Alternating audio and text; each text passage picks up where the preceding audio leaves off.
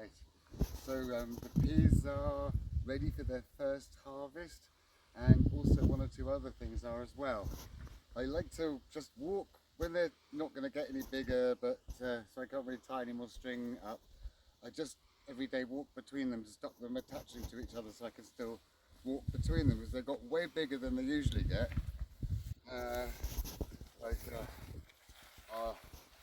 Peas are my favourite food. So I've been looking around for something nice and attractive to put all the produce in, so it looks nice on the thumbnail or something, and this is the best I can find.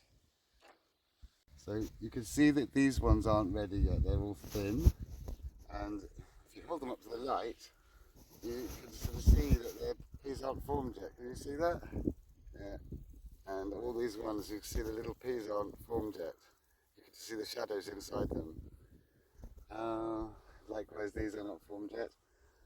These are nice and fat, but they're not. You can see the shadows; they're not quite full yet. You can just feel that they're not, not full. So these ones are not quite ready yet. Right, now these ones look nice and full. You can feel nice and firm, and you can pick them with your fingernails, like this. Yeah. And pop them like that. Look at that. Look at that.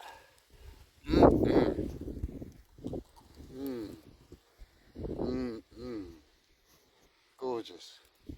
Right, so you want to look at that nice and firm. That one's not quite ready. That one's ready. Look at the size of that. In the pot. We'll just go around and whiz test them. You want to get them quite quickly because they go kind of wrinkly and unpleasant quite quickly. So you want to get them when they're just like this. You see here, this one's still nice, right? But it's starting to go a bit white and wrinkly and unpleasant, you see? And that won't be, they're not as nice. You want to get them when they're like that, really. Just before they start going all wrinkly.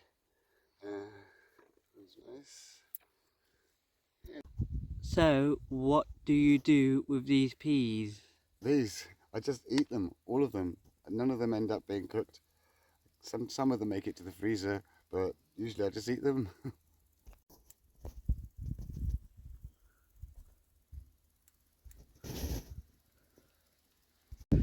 Right, I've got another question. Oh yes. Why are you laying down like that? Oh, well, the peas got way bigger than they usually get, and they've kind of grown and formed a little canopy, and it's difficult to see the lower down ones. So I just thought, I'll climb under them.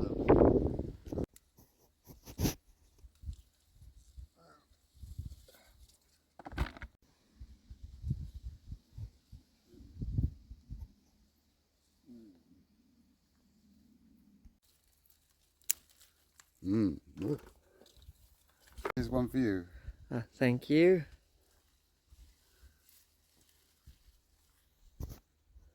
What is your favourite food? Oh, that'll be peas. The riper ones are nearly always deeper down. So if you find a nice one that's almost ready, further down there's most likely ones that are ready, like this one and this one.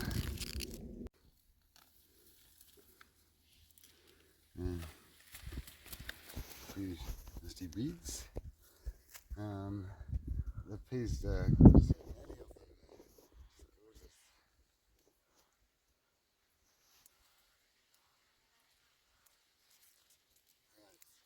here, the broad beans are starting to form. Not quite ready yet. They were later sowing. And so they just come, so they'll be ready soon, I suppose. There might be one or two that are ready.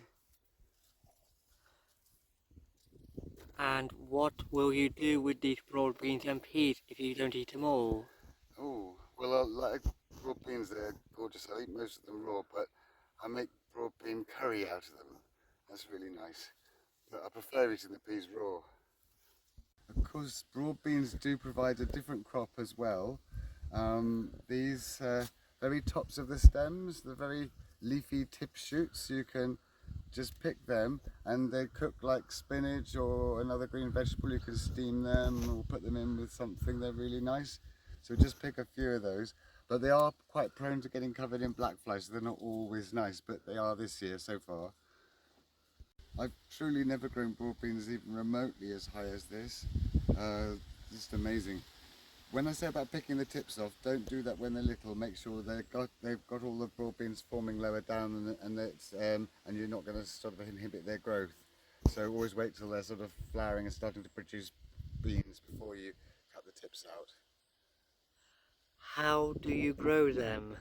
Oh, well, I've got a little video called How to Grow Peas and Broad Beans, let's watch that. I'll show you how to prepare the soil and how to make a nice trench of manure, and that seems to be the best way, and that's exactly what I've done for these ones. So if you just click on the little me that's down there somewhere and then click videos, there'll be a whole list of videos, there's not too many, and there's one called How to Plant Peas and Broad Beans, or How to Grow Peas and Broad Beans, and just click on that and then you can, I've lost my scissors. This is my later crop of peas. I'm going to put some more string around here in a bit, and they'll probably be ready in maybe a month or something like that. And here, these broad beans for some reason are bigger. You can come a little bit closer. You can see they're almost ready, but just like the peas, they're a bit squishy still, not quite ready. So they will be ready soon. There's a huge one here. That one's very nearly ready. You can just feel the lumpy beans in it. But if I opened it now, they'd all be really small. So, well, as I've shown on previous videos, you just do like a little lattice work from stick to stick, making a crisscrossy pattern, and make them quite tight, but not too as tight to pull the bamboos, and put them around the nodes, wiggle them around the nodes, twist them around a few times. You just carry on like that all the way along, and then when they grow a bit taller, then you do another one. Right, so a double little granny knot there, and you see this is another thing. They can all these little bits can cling on to. See there, they're clinging onto each other. And here you see on the last one down, they cling on with these tendrils on the end of the leaves. So these ones will find their way to cling onto these, and then when they do, then I'll try to put another one a bit higher up, and that's how you can organise your peas. So it's coriander. You can either use the leaves or the seeds, but the flowers are quite nice as well. In fact, if you cut some of this and just sprinkle it on a salad or something, it looks really nice with all the little flowers. So I'm going to cut a nice branch of that off, and that big one, and I'll put that in tonight's tea, I think. And here's parsley. Because with parsley, you must remember never to let it go to flower. It's not at the moment. You can see the crown there, it's all coming from the base. But once you get a stem coming up, then you must cut that off, otherwise it will flower and die. Otherwise parsley will last until the bad weather comes. And here are little courgettes, which are growing right next to the polytunnel. And they seem to be benefiting from the extra heat from the polytunnel. And you've got to see some the male flower here. Oops, the male flower doesn't have the courgette on it. See, there's the male flower, and then the female flower here with the courgette forming on it. That's stinging little. Courgette, female flower, male flower, no courgette. And just over here, I think I've got to tie these tomatoes up a bit more. Why do you cut the side shoots of the tomatoes? Because it seems to grow them in an orderly way, nice and straight, and the side shoots seem to protect or stop the sunlight getting to the tomatoes, and they don't ripen very well. It's just an ungainly mess if you grow them like that.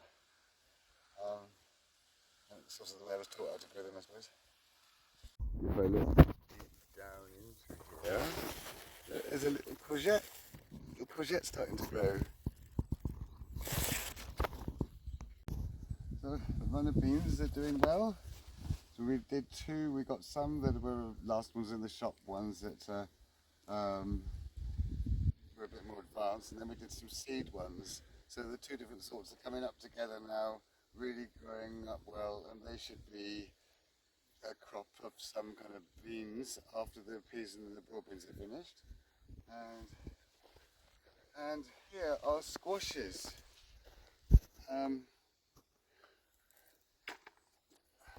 Looking at this, at the moment I'm not entirely sure if they're squashes or if there's something else. Have a look here, look. That looks very much like a courgette to me. When the flowers are finished, you must gently pick them off because they sometimes can rot on the courgette. That doesn't look a wonderful specimen, but that's one of those yellow ones. So I thought these were squashes and they're courgettes. Ah, typical.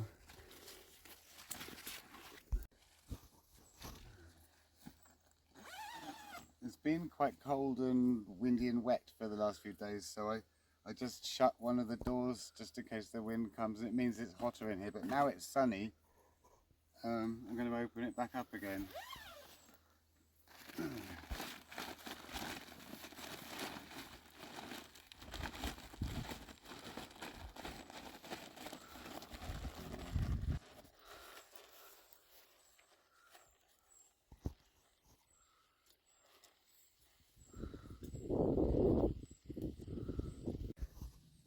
Hey Zorro.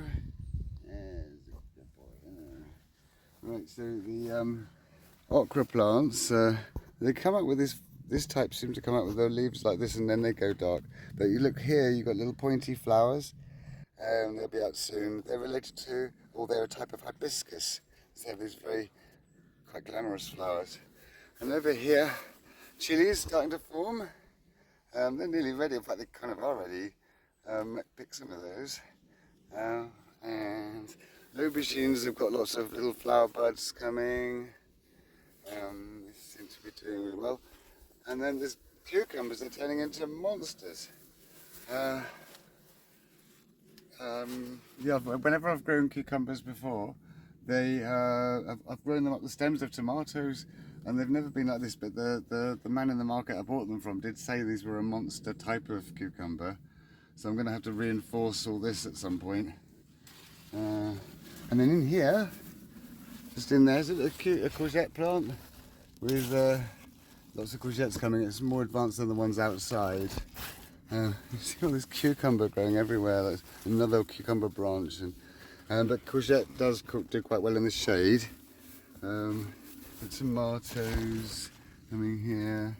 But the tomatoes do take a long time to fruit from flower, so they'll be about a month probably. There's loads of them coming, and there's Darius asleep over there.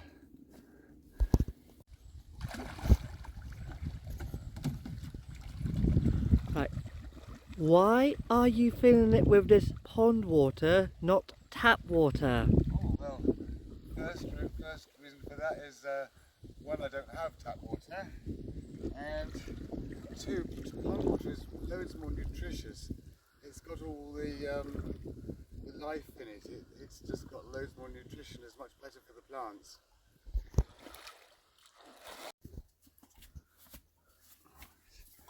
So it's always very important to not let your plants dry out in hot weather. Oops, sorry Darius.